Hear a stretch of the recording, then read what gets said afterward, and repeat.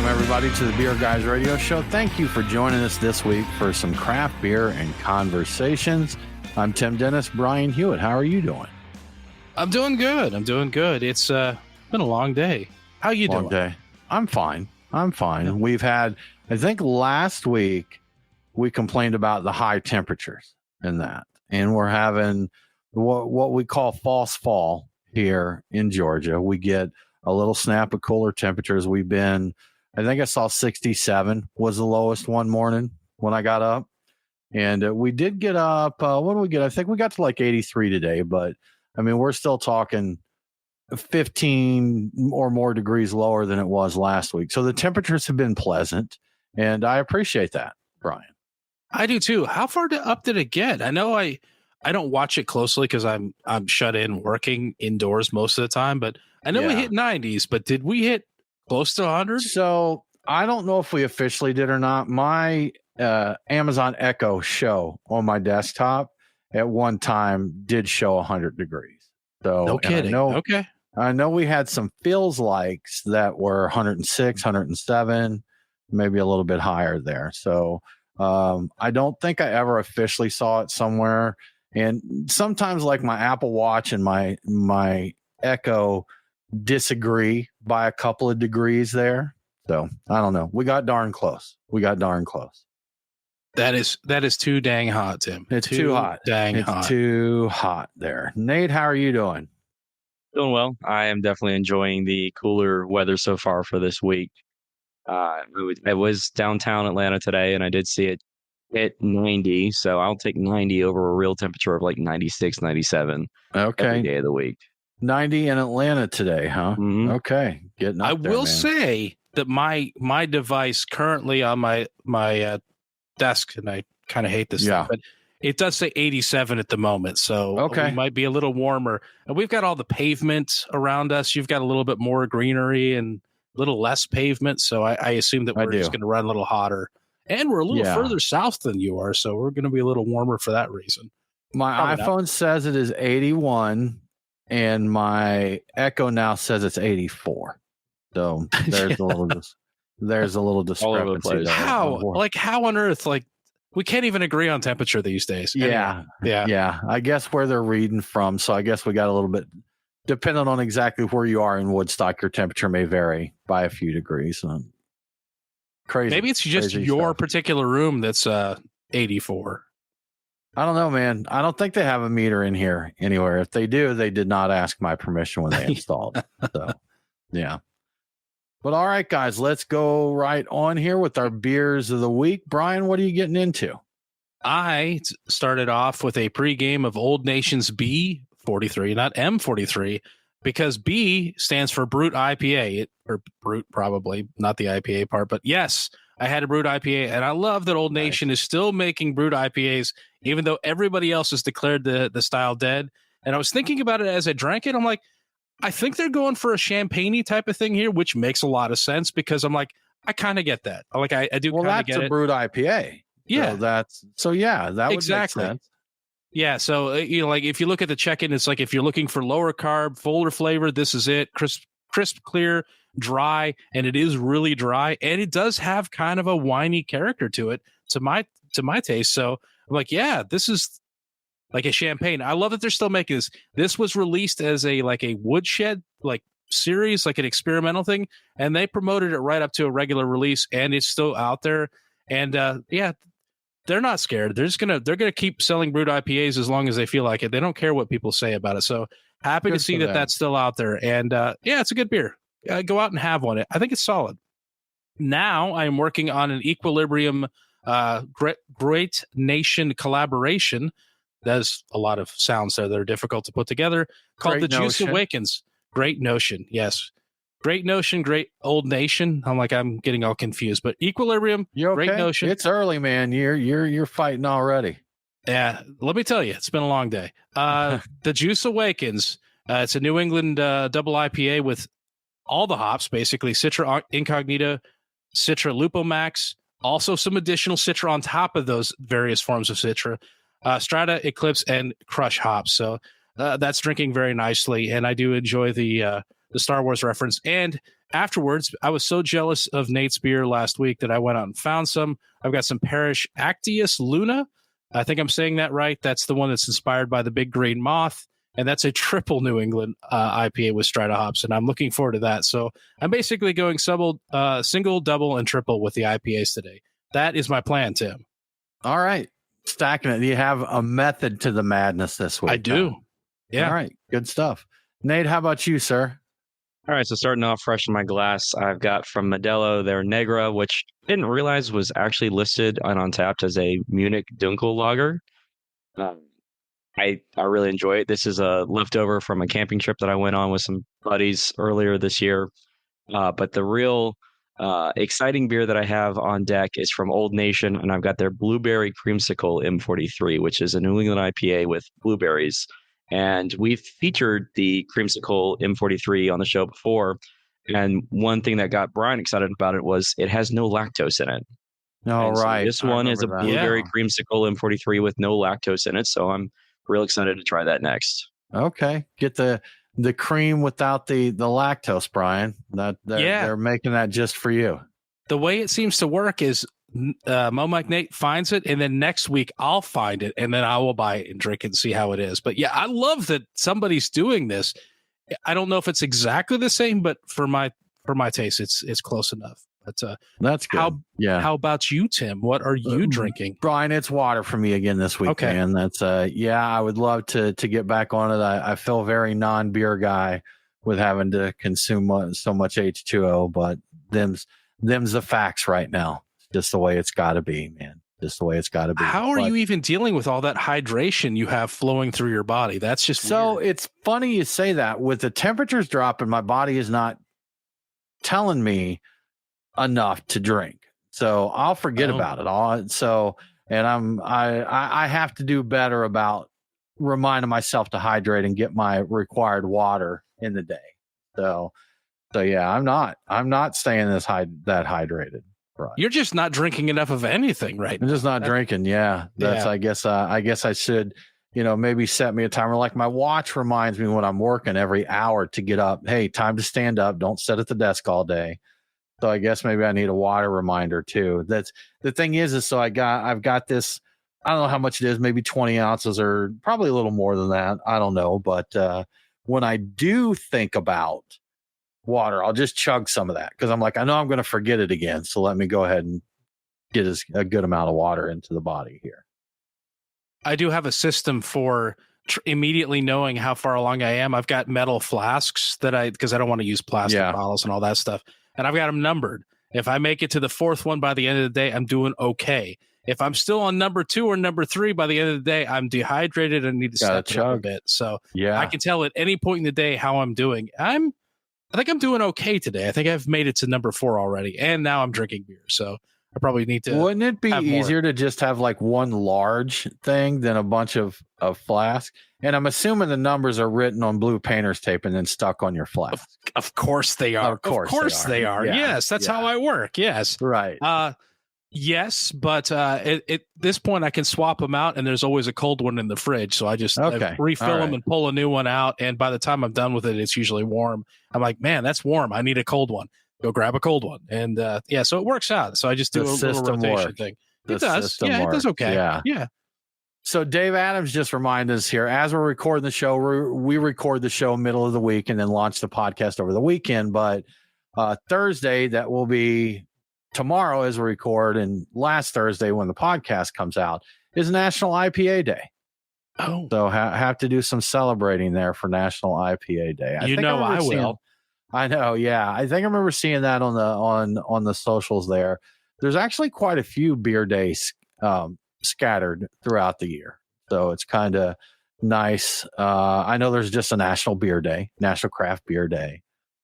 Got your IPA days. Is there a stout day? There's got to be a stout day. Oh, there definitely is. I know I've got the Untapped badge, but I think was it last weekend I think it's International Beer Day. That was the day that Miller Lite celebrated their 50th anniversary, and a bunch of people sent me things about them giving away beers for free on that day. Okay. The problem is they could not tell you. It's not legal in some states for them to tell you where you can go get a free beer. So Georgia, where we were out of luck, but there were other states that were participating, and it was kind of hard to say. I don't know how widespread that was, but they have golden cans, and I checked into a golden can roughly on the day, and it was neat. It was a day. We had beer. It was fun. Fun times. So we are into the first week, going into the second week of August now. And each week I get from a few distributors, but one of our big distributors here, I get an email of the beers that are going to be dropping the next week. And this week's email was all Oktoberfest, pumpkin, all of that. So, and we even saw them, I think we mentioned on here before, but Nate even saw one like July 2nd or 3rd, like before the 4th of July. I think it was Highlands Oktoberfest was hitting shops already. So we'd love to hear your thoughts on that. We gripe about it every year about the seasonal creep, especially with Oktoberfest as it starts in July. And that's just kind of the first sign that they're just mad rushing to the end of the year. So I've already seen a few things talk about setting up Christmas parties and things like that. So, there's Halloween and Thanksgiving don't even exist. You go and people think just because their kids go back to school that's the end of summer, and that's not the way it works, people. Summer's not over because your children have returned to getting educated. That's just not the way it works out. Your kids do not control. They do not gatekeep summer or fall for the rest of us. They don't. Did I tell you about the scandal that I saw on the shelves recently? There is a whole section in a Total Wine. I'm not even going to sugarcoat it because I don't think they care, but a whole section of like Oktoberfest that are out. And in fact, there are some Christmas beers that are out too. And I was looking at it. I'm like, wow, there's that many out already. And I looked and saw like Dry County Oktoberfest. I'm like, hold on. Dry County's been out of business. And this is all in the news section. I'm like, they've been out of business. They closed I think last year, probably around October, maybe earlier in the year. I don't know. It was New Year. Was it New Year? Turn of a year. Yeah. Oh, so like even earlier, you're saying? Mm-hmm. Oh, okay. So I thought so. There was no formal announcement on it. It just kind of quietly went away. That's on the shelves now as a new beer. And I'm like, I realize, and I've heard about this in the past, where old stock, and I don't know who is responsible, but I'm going to say it's the distributors, but I don't have proof of this, will put old stock in right now here early in the season for people to buy up in their mad dash to get Oktoberfest beers. So if your Oktoberfest beer tastes bad right now, shame on you for buying it, but also because you're drinking last year's Oktoberfest beer. That's the problem. That's why we need that's why we need dates on packages there. Yes, that's exactly why we need it on that stuff. Yeah. And I think especially if you get the German ones early, that's going to be last year's stock. Oh yeah. Yeah. For sure. And that's Zach West chimed in and said the same with his, that he said his has a lot from last year, trying to do the same thing on that. But talking about that, Brian, I wish I could remember the name of the author because I would like to call them out properly, but I'll just have to do it generically. But in one of our local Atlanta news stations, like their web presence thing, they wrote an article about the best breweries to get a beer at the end of summer or something along those lines. And seriously, 3 or 4 of the ones that they put in their article were closed. We're totally shut down. And I looked all around the web page because sometimes they'll have like the author's name and then they'll have like their LinkedIn and their Twitter and all that. They didn't, there was I couldn't figure out.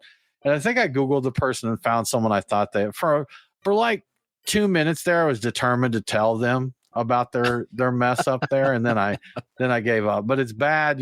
That's a sure sign someone that doesn't know beer is writing about beer. They're like, sure. Hey, do this piece here. So yeah, not just one, but like 3 or 4 of the breweries were just closed down.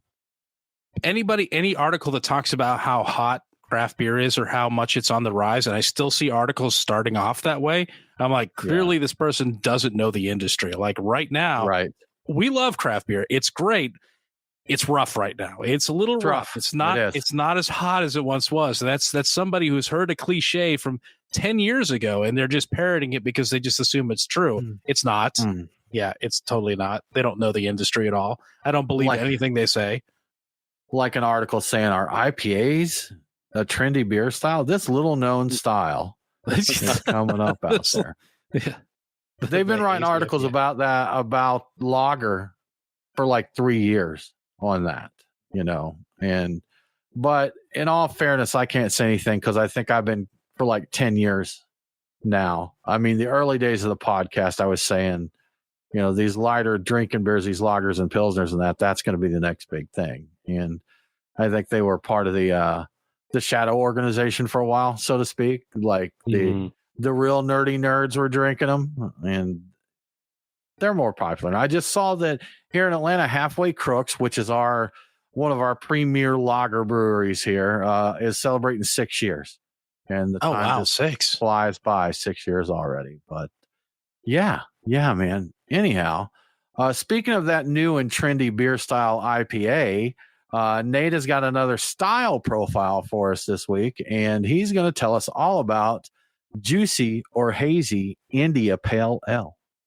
Yeah, so it's, I was reading my local news and I saw that there was this hot new beer category on the market, and I just had to share with you guys. So, your Juicy Hazy IPA, it's something that is arguably probably one of the most popular variations of IPA in the market.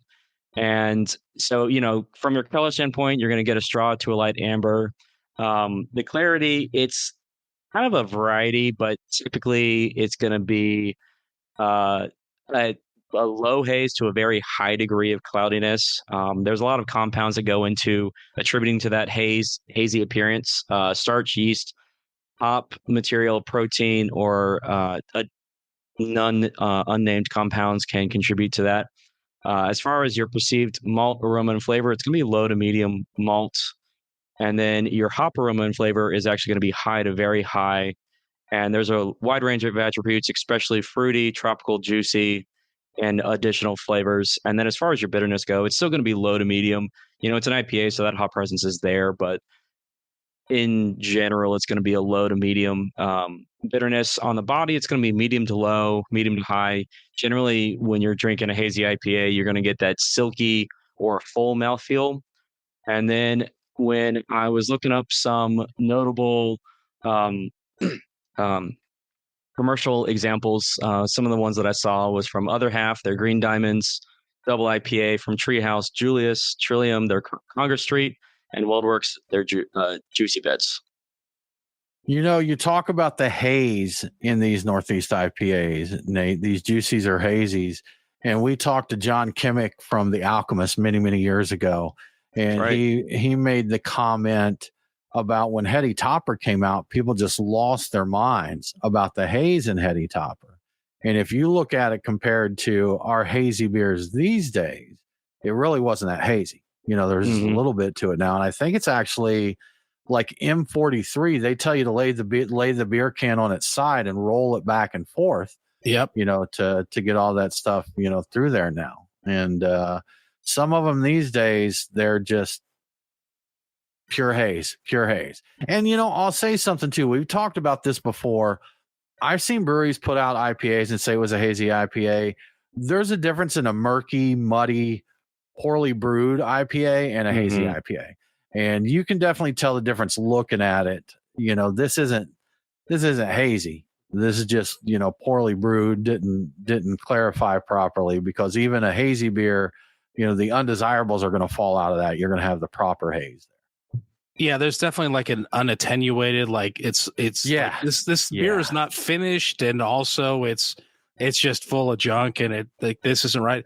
My favorite in terms of like the body, the characteristics, and this is a thing, and I don't see it in a lot of stuff, but there's a pillowy mouthfeel to some of these, and that's beautiful. Like, and I don't know how they achieve that. It's very distinctive, and it's very different from all of the other stuff. Like what I am drinking right now, not pillowy. It's hazy.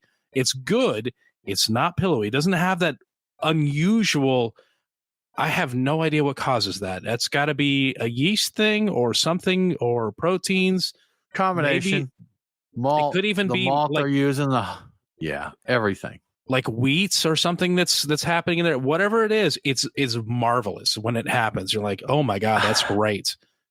I remember when the hype haze was really coming up that there was even talk of people like dumping flour into their batches of that, trying to get haze. Just all the sawdust. Yeah, just all the stuff they would try to do to get some haze in it.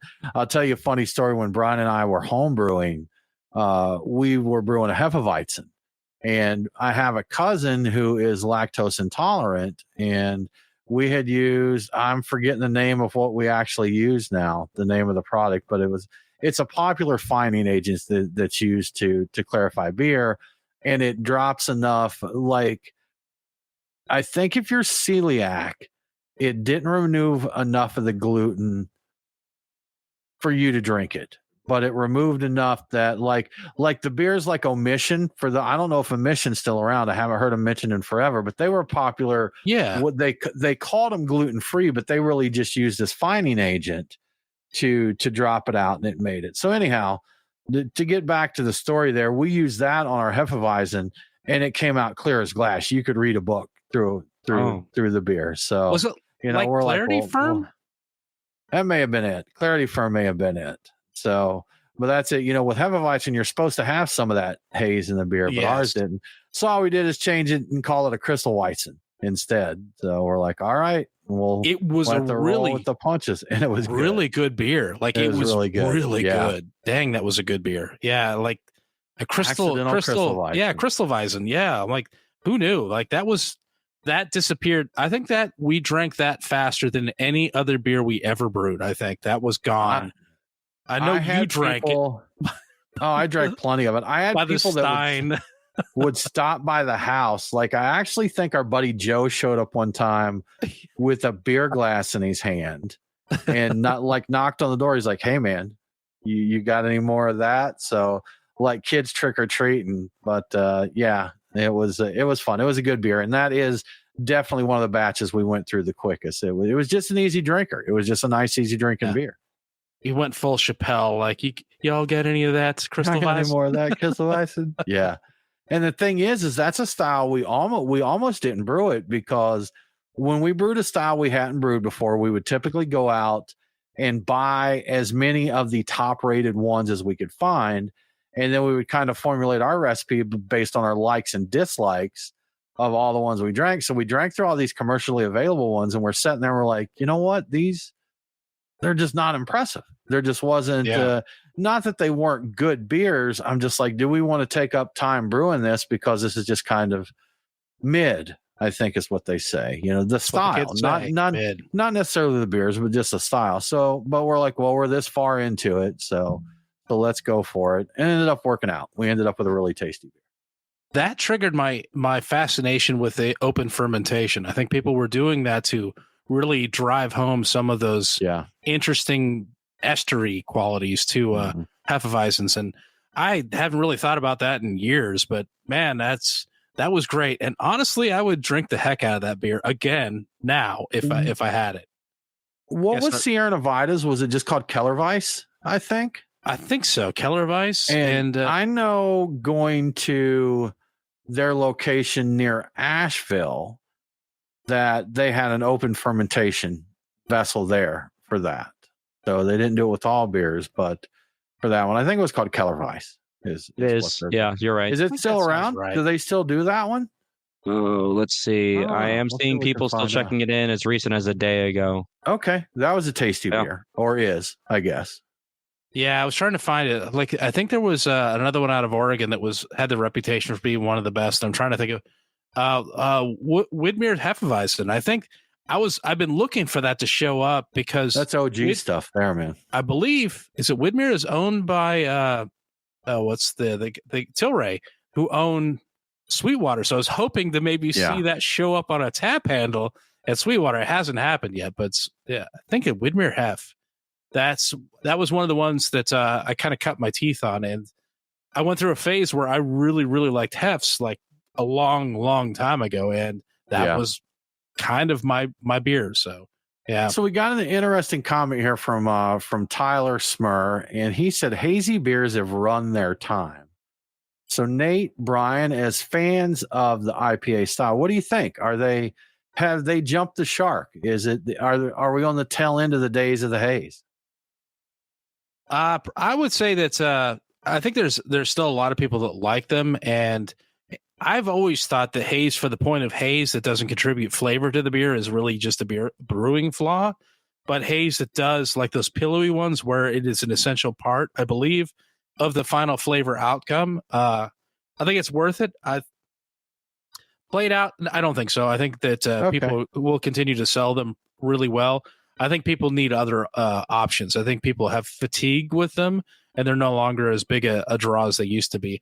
I still like them as much as I like everything else. Every now and then, getting a hazy, juicy tropical IPA is, I'm like, it's what's called for. I really like them a lot. So don't think they're played out. I don't think they've run their time yet.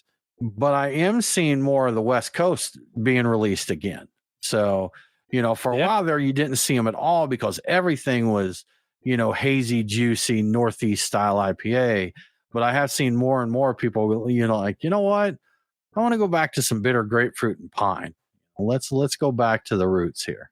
That's good too. It scratches it does scratch a similar itch, but it's not quite the same itch. I like both of those, but yeah, I'm very much in favor of the New England style IPA. I like that when it's done well.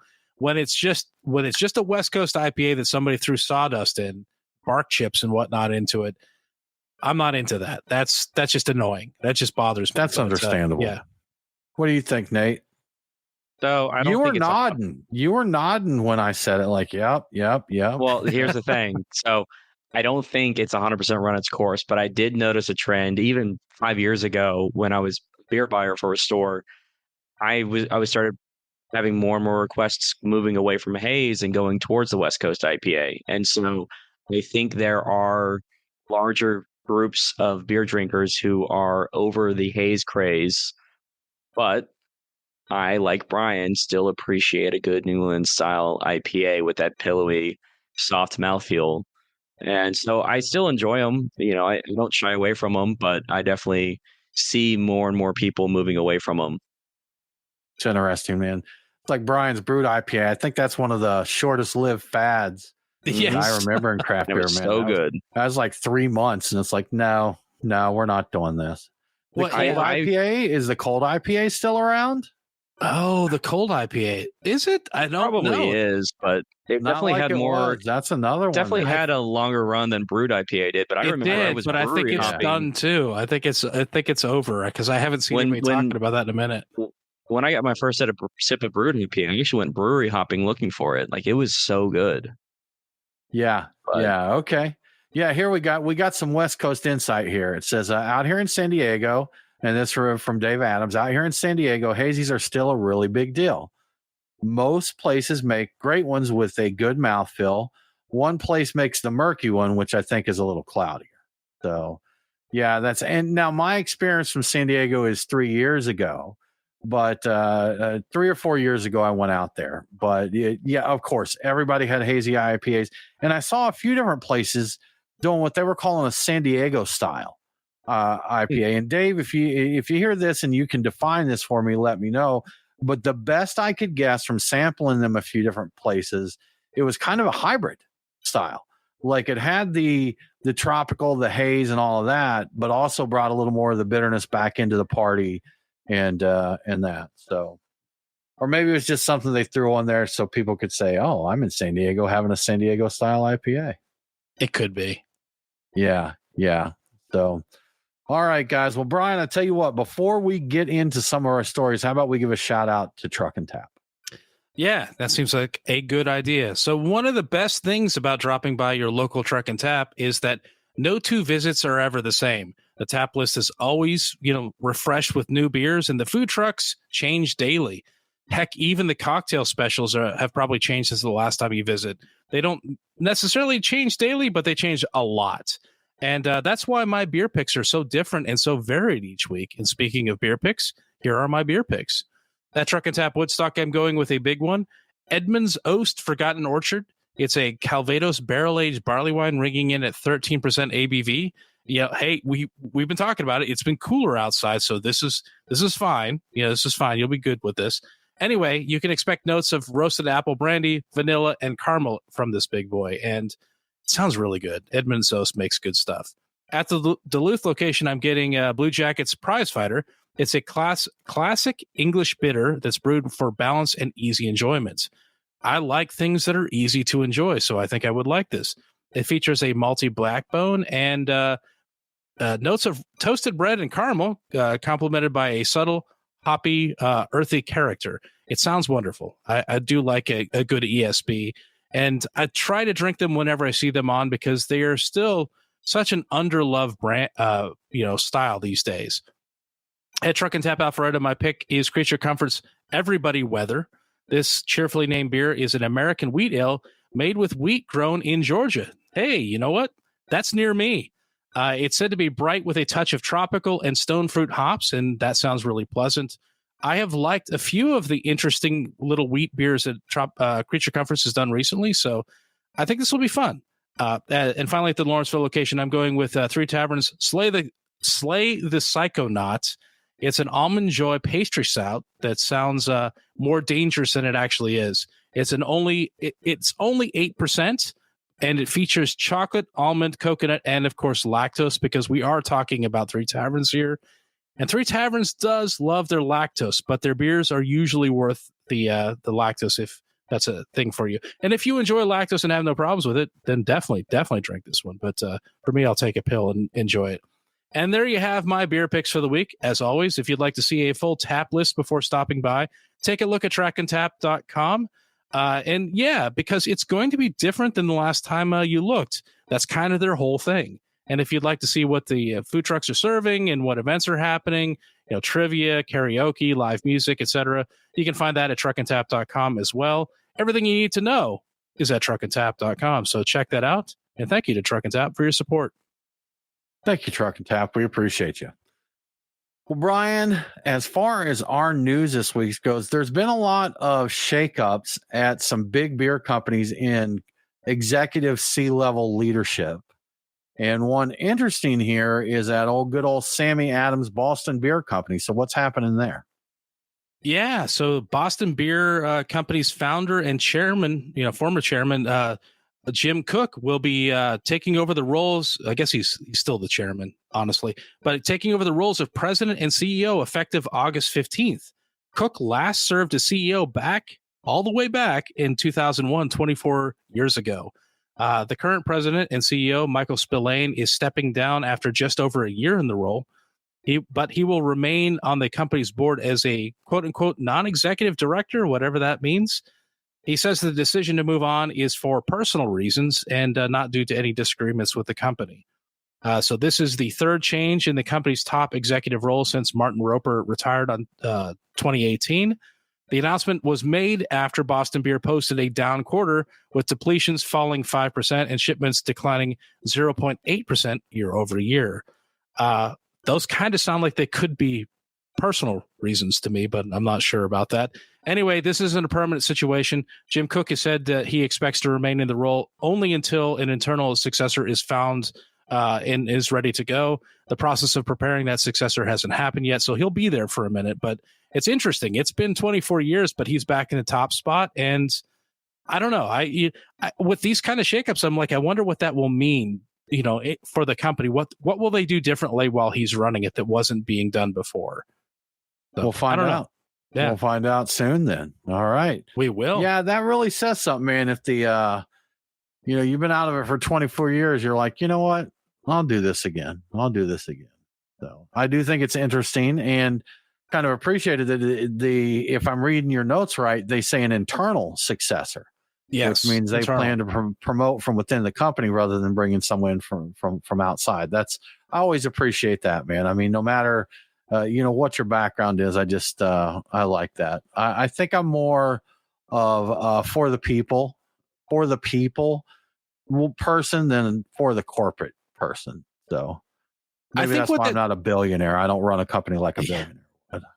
I think that might indicate that what they're doing is good. They just need to continue doing more of it, and they just need a new figurehead. If they were bringing in somebody from the outside, that's probably an indicator that what we're doing is wrong, and we need some fresh new ideas from outside the company to get the ship going in the right direction. So sometimes it happens, man. Yeah, and that maybe indicates that the previous guy who left for personal reasons, really did leave for personal reasons, and maybe it wasn't about that. Though the company is down, so it's hard to know with these things. Yeah, and with beer, that's kind of par for the course these days. Yep, beer sales are down. Oh, really? Oh, really? Yeah. You don't say. Yeah. But Brian, not just Boston Beer Company, not just Sam Adams. This one was bigger and more changes here, but good old Pabst had a C-suite shakeup. Yeah, the upper management's really shooken up at Pabst this week. They have appointed Greg DeBow as their new CEO effective August 11th, so this is really soon. The current CEO has been in the role since December 2021. These short terms make me think that this doesn't work. You need to leave. The new CEO previously served as an executive vice president of national accounts for Pabst from 2015 to 2019. He left the company. They're bringing him back. So that's an interesting difference here. In addition to the CEO change, Michael Levitt, a partner in Pabst's parent company, will take over as the interim CFO. So the CFO is getting kicked out of the company as well. And they don't even say that he's leaving for personal reasons. They just say exiting the company. Pabst is the fifth largest brewing company, as of 2024, but its beer production declined by 5.6% year over year. The company's off-premise dollar sales and volume are both down over 9% year to date. Mm-hmm. And the flagship beer, Pabst Blue Ribbon, which is what we know them for, has seen double-digit decline of just over 10%. So I'm kind of surprised by this news because I'm used to thinking about Pabst as being like the hipster beer of choice. The people that were too cool for school were drinking Pabst. But I guess those hipsters have gotten older and maybe they're spending more time with their families and their kids and less time with their Pabst and their leather smocks and their handlebar mustaches. They just don't have the time for those anymore. I also have to wonder if we'll start seeing more advertising in the future from Pabst. I don't know. I don't think they had to do much of it while the hipsters were really into them, but I could be wrong. But I thought the lack of advertising and it's the working man's beer was part of the appeal. But maybe I'm thinking maybe we'll start seeing more advertising because they realize that's no longer just kind of a gimme for them. So I don't know. Yeah.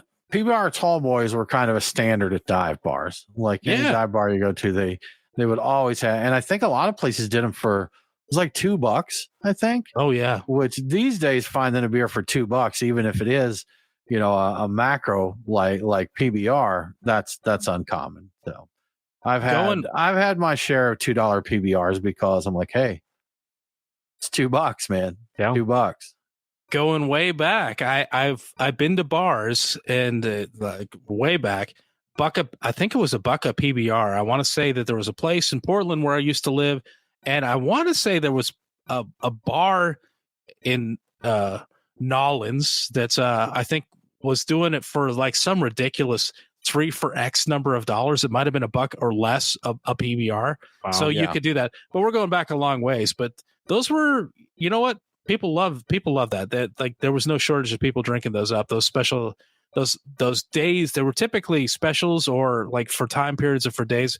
People drank it up. They loved that. So many years ago when I lived in Arkansas, I wasn't that far from Memphis. And since where I lived, there was really nothing happening. Memphis is where we went to do stuff. And there was kind of the alternative, punk alternative rock club there called 616. That was, if anybody's in Memphis and you remember Memphis of the 90s, you probably remember 616. But they had, I think on Sundays, I forget, my memory's a little foggy around this, so I may not get all the details correct. But I think they call it like Disco Inferno or something along those lines. But they would play old school alternative, which, in the 90s, we're talking 70s, 80s stuff, of course. And remix it to like dance style, DJ dance style. Oh, yeah. Or maybe they took disco and remixed it like more modern alternative stuff. Anyhow, something along those lines. But their deal was you paid a cover charge and then beers were a penny for the rest of the night. And that's great. The reason they were a penny is they couldn't give you free beer. Like you couldn't pay a cover charge and just have it. And I remember, I think they had seriously like a bucket of pennies on the counter where you could seriously just take a penny out of the bucket and give it to them. But they had to do that. They had to here's your penny. Thank you much. I think they throw it back in the bucket or something along those lines, but, and I remember specifically the beer that I remember the most. I don't know if it was like this every time, was Coors Extra Gold, which I don't even think is around anymore. But I don't think so. Back then, it would have been.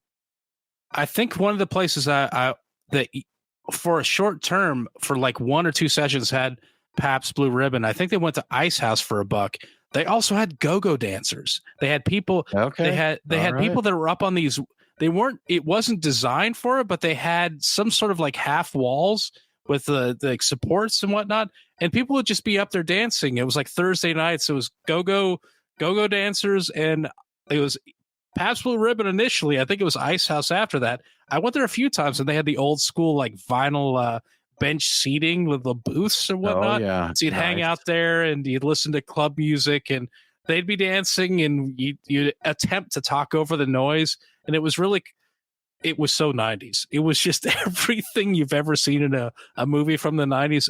I was there. I saw that. It was kind of, man. Good times, man. What a time, though, right? It's just what a time. Yeah, it was fun. No doubt. Now, Brian, our next story is this is an interesting one. And I didn't hear about a lot of fallout from this. So I'm guessing it may have been caught before it became an issue. But a very interesting mix-up with some cans of energy drink recently.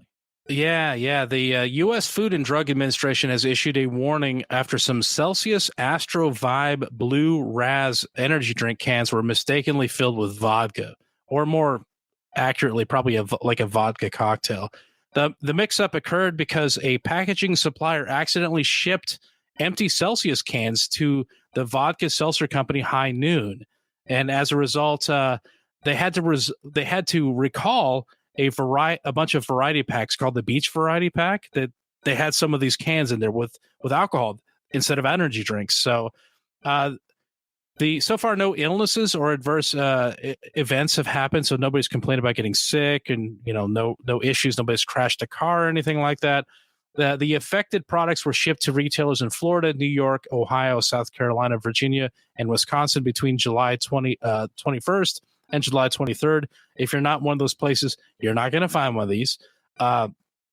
Consumers are advised to check the lot codes on the bottom of their cans and dispose of any affected products.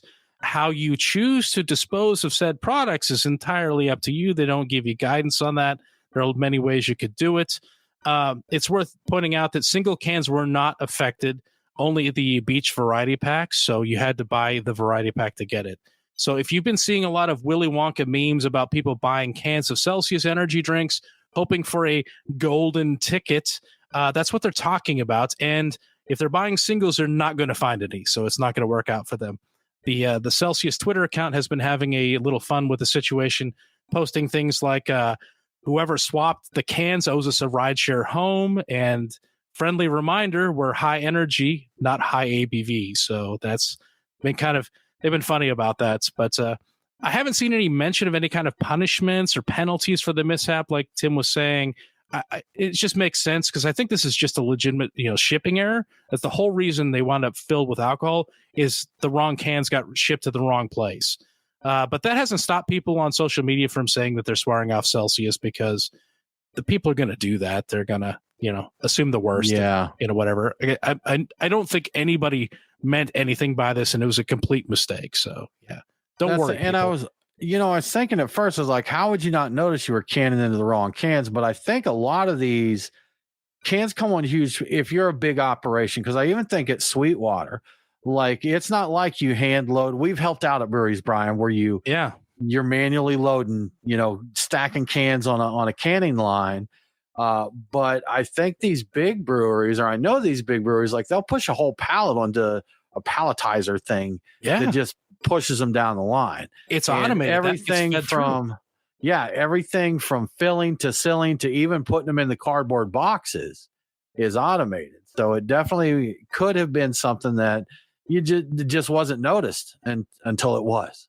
Yeah, you watch one of those videos from, like, I don't know how it's made or whatever, where they have the conveyor belts and all the things that handle the cans. Like, people don't touch these cans. They load them. They're instructed like this pallet needs to get loaded and get filled. They put them on there, and their entire job is to make sure that the system doesn't stop, doesn't break, doesn't explode, and doesn't start spraying alcohol everywhere. They're not looking at the design on the can because they're just simple. They're folks just doing their job. They're like, these cans got sent in. We need to fill them with this liquid. That's all they know. Yeah. Put cans on the line, let them get filled. Absolutely. And I was thinking at first, I was like, man, I'm surprised Celsius is joking about a mistake like this. They weren't the ones that did it, though. No, they didn't. It was just their cans were sent to High Noon, right? It's like a shipper that did this. Yeah. And Poor Celsius. High Noon wasn't responsible for this. This was really a logistical error. Like, it's just somebody sent the wrong pallet to the wrong place. That's really what it boils down to.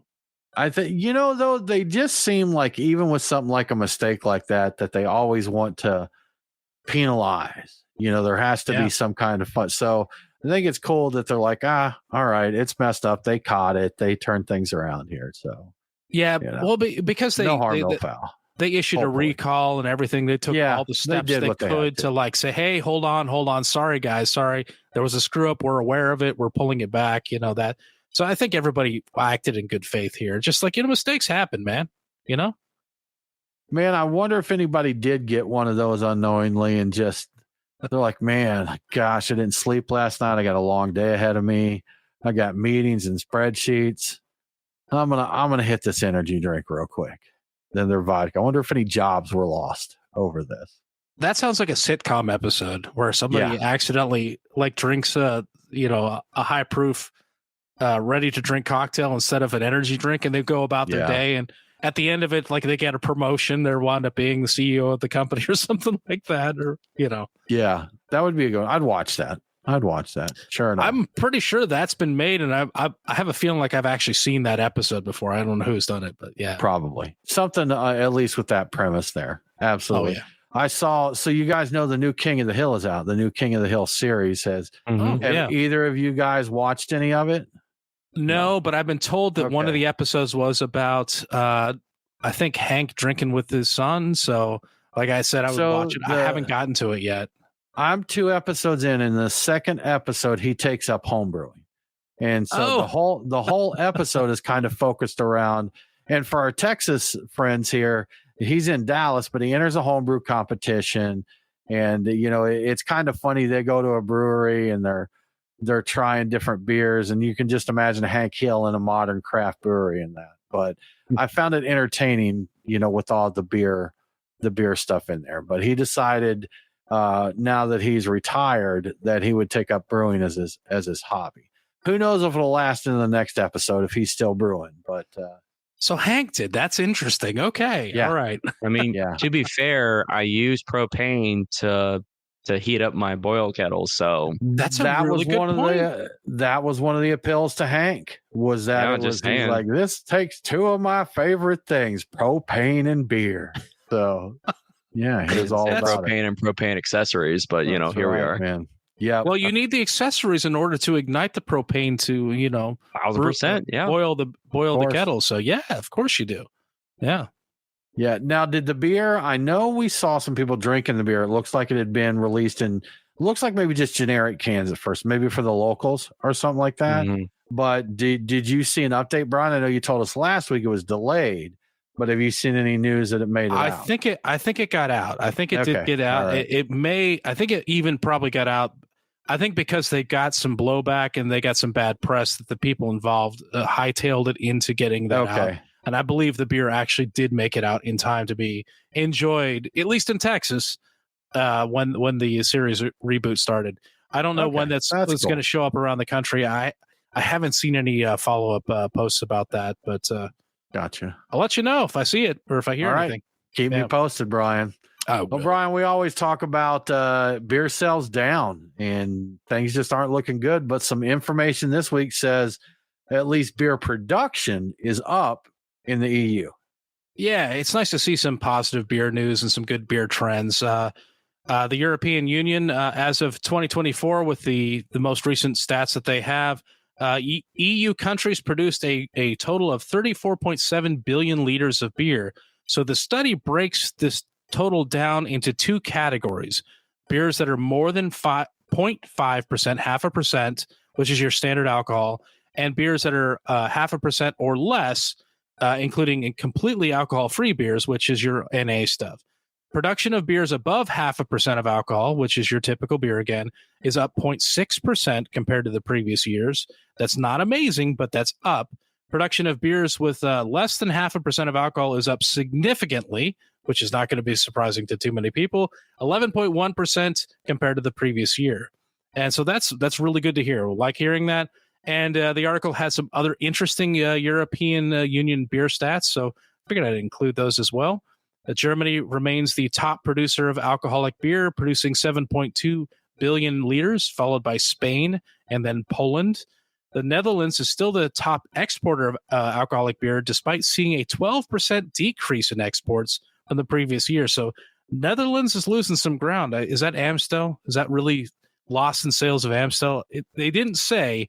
I have to speculate there, but Germany and Belgium are close behind in terms of exports of beer, but Germany is behind the Netherlands, which I didn't realize. And France is the largest importer of alcoholic beer within the EU.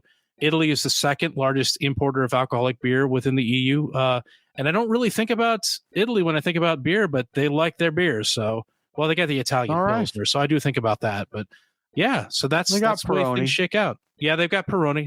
I like Peroni a lot too. Yeah.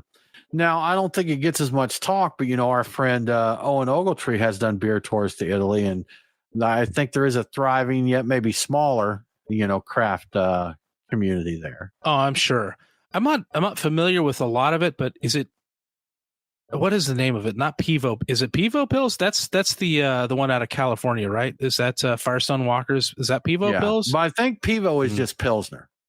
I think Pivo means Pilsner in Czech, maybe? I think that beer is inspired by one that was actually made in Italy by a craft brewer. The Italian. Yeah, and I can't think of the name of it. I actually found it in South Carolina on a trip one time and drank it. It was nice. It was pretty nice, but I think the Firestone Walker is inspired by that, and then a lot of other people have been inspired by the Firestone Walker one, and so we've gotten some things that are. Is it Tivoli? I think so. It does that might be so. It. Yeah. Okay. Yeah. Pivo Pills. Tipo Pills. TIPO. TIPO PILS. Tipo. That's what it is. Yeah. I was excited to find that finally. So that was fun to get to drink. I really wish it was easier to find around because it's a good beer, and we don't have access to Firestone Walker stuff around here. I don't think, unless they've just come back. Nah, there was chatter about it coming this way, but we never got it. I tell you what, some of their anniversary beers has been some of my favorites of all time. They do some really good stuff there. Oh yeah, some of those. Yeah, I really like those. I still have some old ones. I don't old ones. Heck, I think I have the one that you said was one of the best beers you ever had from 2016. Still, yeah, it was good. Have to crack that open at a bottle share at some point. Yeah, crank it out there. I forget. Was it? How old are they? It seems like 25 was the one, but are they that old? How long's Firestone Walker been around? Oh, you know what? I'm not sure. But anyhow, 25? It was a good one. It was a good one. I enjoyed it. Very nice. Very nice. Well, Brian, interesting stuff here. Marketing and merchandising and all that stuff is very critical. And a lot of people put a lot of time into studying it. So people have studied what others look at and what are the characteristics of a winning beer can design. Yeah, this was a very cool study I found by the Accelerated Marketing Insights by Quad is the name of the study. They used advanced eye tracking technology to explore exactly what drives consumer purchase when they're in the craft beer aisle. And it took place in a Milwaukee area liquor store because the city has a reputation for, like beer love, beer history, beer culture, that sort of thing. So they found that shoppers often make a decision in under 3 seconds when they're buying their beer. Packaging design is only the third most important factor in purchases after flavor and price. The three key design elements, though, that grab shopper attention are, heavily illustrated labels, the use of pressure-sensitive labels, which is a type of label that we all see on cans. It adheres to the surface when pressure is applied. It's an industry thing. And mascots front and center on the can. So they also determined that eye-catching visuals are critical for visibility, but the clear information is what seals the deal. The study emphasized that labels should clearly communicate key details like the style of the beer and some other things like ABV. If the consumer can't tell what they'll be drinking when they open the can, they are not going to buy. And that definitely rings true for me. I have definitely put some beers back because I didn't know what the heck it was, and I wasn't gonna roll the dice on it. The study also noticed a preference for 12-ounce cans over 16-ounce cans, a little bit of an economics thing there. And local identity or connection to the brand was important in purchase decisions, even if consumers said it wasn't. Like, even if they thought it wasn't, it still figured in statistically. Researchers also noticed an increase in women under 30, that demographic. They're actively and experimentally engaging with craft beer, and it challenges our entire traditional stereotypes of craft beer, which is good for the future of craft beer.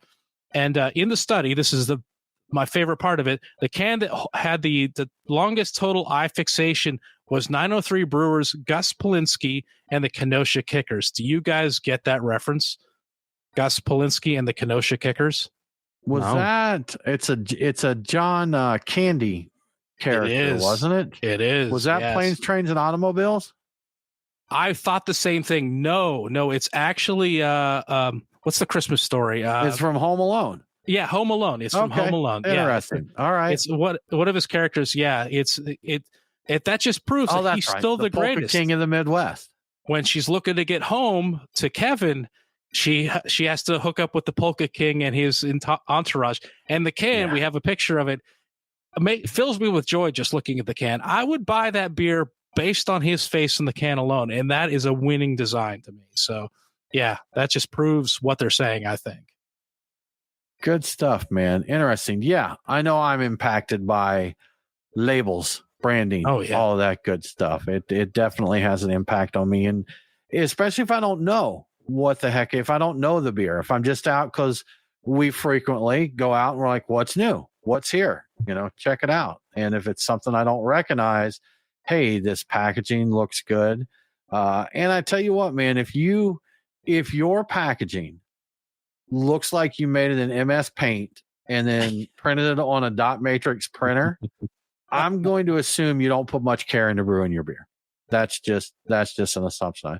And I could be totally wrong, but absolutely agree. Yeah. Well, that about wraps it up for our show this week. Thank you once again for tuning in and hanging out with us. If you dig what we're doing, we would love for you to tell a friend to tune into the show. If you really, really like us, we would definitely appreciate your support on Patreon. Just go to patreon.com/beerguys.